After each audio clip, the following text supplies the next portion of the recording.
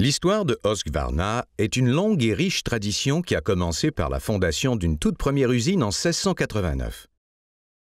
Nos souffleurs sont idéaux pour tous ceux qui exigent une qualité, une durabilité et une ergonomie de première qualité, qu'il s'agisse de propriétaires ou de professionnels à temps plein.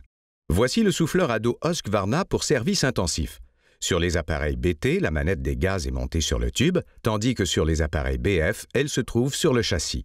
Avant d'utiliser le produit, il importe de vous familiariser avec ces éléments. Ce sont le châssis, le harnais, le capuchon de bougie, la manette des gaz, la crépine, le levier d'étrangleur, le filtre à air, l'étiquette de mise en garde, le réservoir de carburant, le lanceur, l'interrupteur marche-arrêt avec le réglage de position du papillon, le boîtier du ventilateur, le tuyau flexible, les conduites, la buse plate offerte en option, l'étiquette sur les émissions. Assurez-vous de porter le bon équipement de protection personnelle lorsque vous utilisez le souffleur, entre autres des gants, des protecteurs d'oreilles, des protecteurs oculaires, des bottes, des vêtements de travail et un pantalon résistant.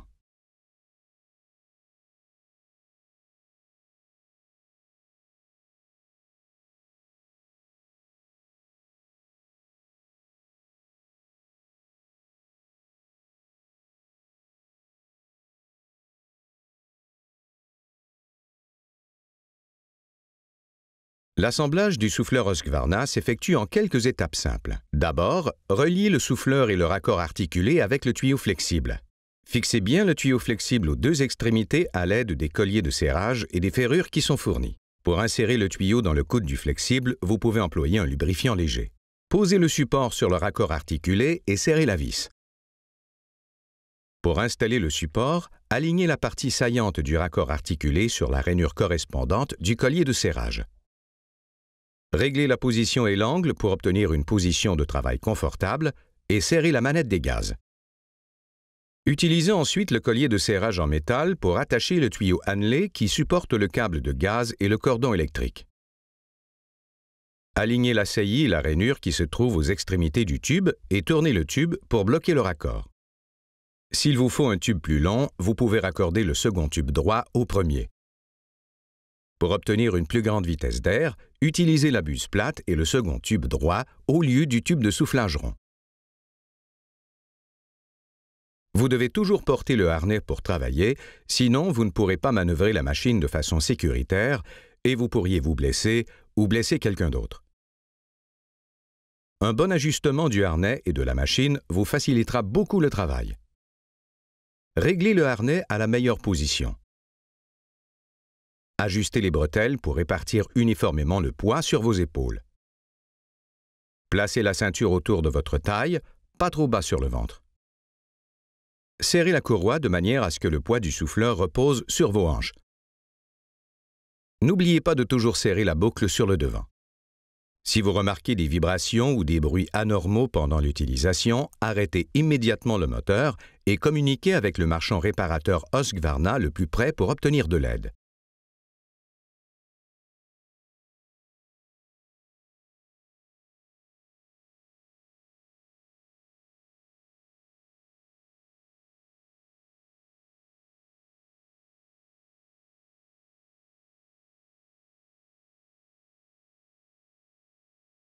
La machine étant dotée d'un moteur à deux temps, elle doit toujours fonctionner avec un mélange d'essence et d'huile pour moteur à deux temps.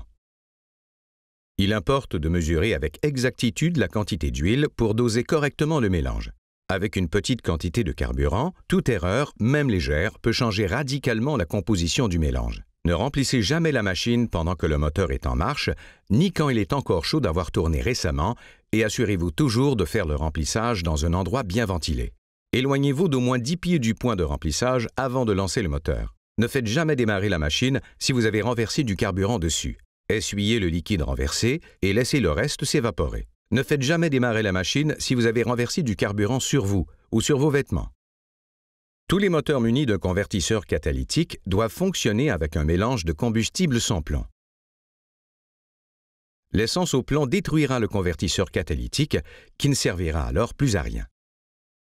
Le manuel dit que vous pouvez employer de l'essence à indice d'octane 87 dans certaines applications, mais nous préférons un indice d'au moins 89 pour la plupart des travaux.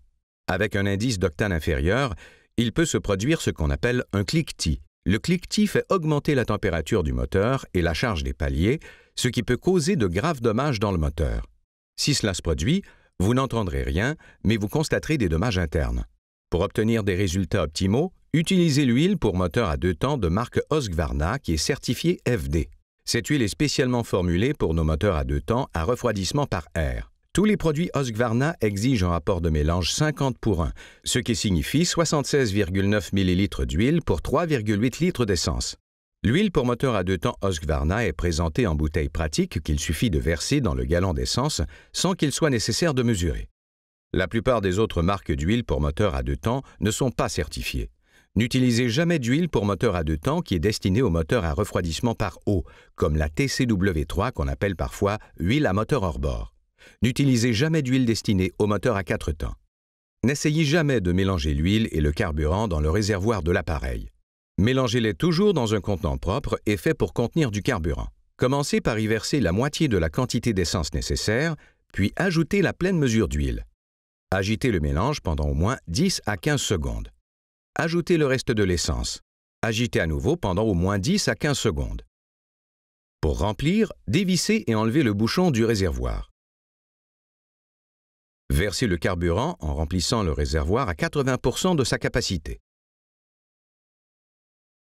Remettez et serrez bien le bouchon et essuyez le carburant qui pourrait avoir été renversé sur l'appareil. Ne mélangez pas plus de la quantité de carburant dont vous aurez besoin pendant 1 mois. Si vous n'utilisez pas la machine pendant un certain temps, videz et nettoyez le réservoir.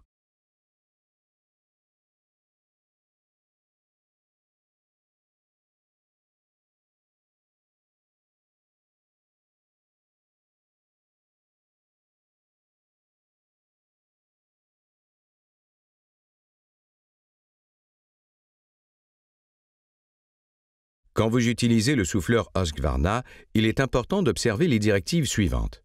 Avant le démarrage, enfoncez le bouton translucide de vidange jusqu'à ce que le carburant circule dans le tube transparent. Lorsque le moteur est froid, fermez l'étrangleur. Puis, réglez la position de la manette des gaz.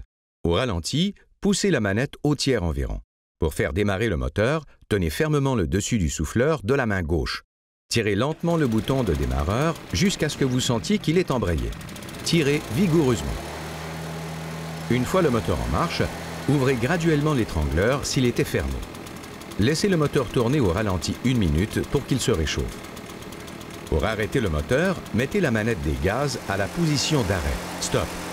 Mettez la manette des gaz à la position de ralenti et appuyez sur l'interrupteur marche-arrêt, soit un bouton rouge.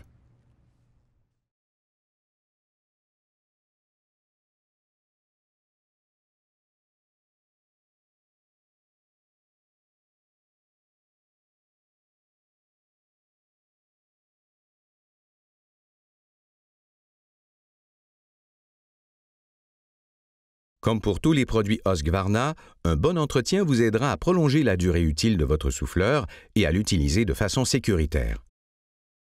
Effectuez régulièrement les tâches suivantes. Le souffleur au complet devrait être soigneusement inspecté après chaque utilisation.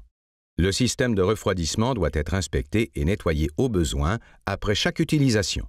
Vérifiez que le moteur est arrêté et refroidi avant d'effectuer tout entretien-réparation sur le souffleur.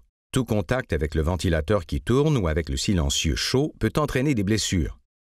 Avant chaque utilisation, vérifiez le filtre à air. Un filtre encrassé peut faire augmenter la consommation du carburant tout en réduisant la puissance du moteur. Ne faites jamais fonctionner le souffleur sans filtre à air ou avec un élément filtrant déformé ou cassé, car les saletés contenues dans l'air endommageront rapidement le moteur. Pour nettoyer le filtre à air, commencez par dévisser les 2 boutons et par enlever le couvercle.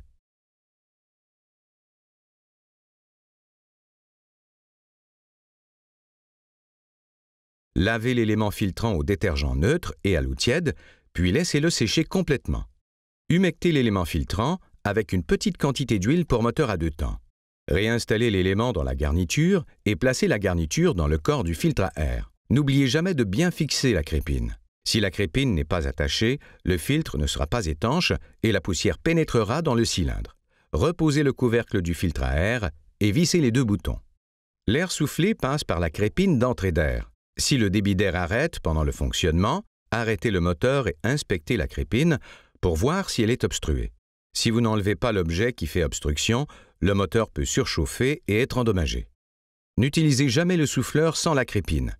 Reportez-vous au manuel du produit pour obtenir des renseignements supplémentaires sur l'entretien et le remisage.